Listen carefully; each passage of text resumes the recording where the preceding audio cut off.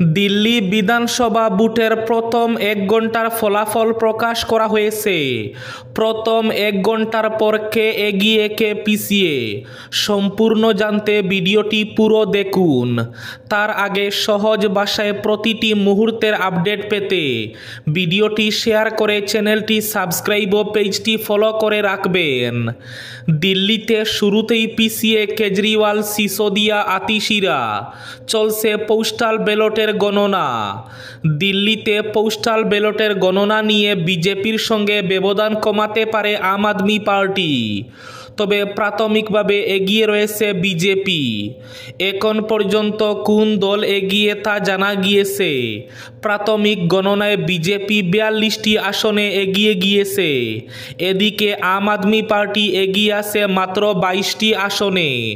কংগ্রেসও এগিয়ে 2টি আসনে। এদিকে দিল্লিতে শুরুতেই পিছিয়ে পড়েছেন কেজরিওয়াল সহ হেভিওয়েট নেতারা। আম আদমি পার্টির হেভিওয়েট নেতারা পিছিয়ে পড়েছেন প্রাথমিকভাবে। পোস্টাল ব্যালটের গণনায় প্রাথমিকভাবে পিছিয়ে পড়েছেন আপ প্রধান তথা দিল্লির প্রাক্তন মুখ্যমন্ত্রী অরবিন্দ কেজরিওয়াল, মুখ্যমন্ত্রী আতিশি মার্লেনা, প্রাক্তন মন্ত্রী মনীষ সিসোদিয়া।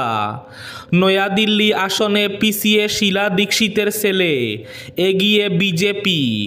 নয়াদিল্লি আসন থেকে এগিয়ে বিজেপির প্রার্থী পরবেশ বর্মা।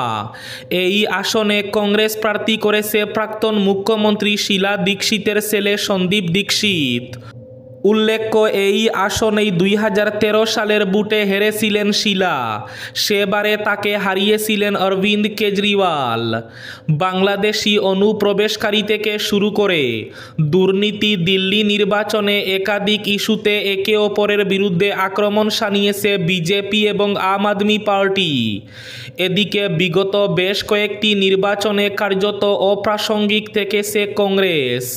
15 বছর দিল্লির গদিতে থাকা কংগ্রেস গত 2টি বিধানসভা ভোটে একটিও আসন জিততে ব্যর্থ হয়েছে। এই আবহে 2025 সালের নির্বাচনে কি হবে তা জানতে সবাই মুখিয়ে রয়েছেন। এখন পর্যন্ত প্রাথমিক গণনায় প্রাথমিক 1 ঘন্টার গণনায় বিজেপি এগিয়ে রয়েছে 42টি আসনে। আম আদমি পার্টি এগিয়ে আছে মাত্র 22টি আসনে। কংগ্রেসও এগিয়ে রয়েছে 2টি আসনে।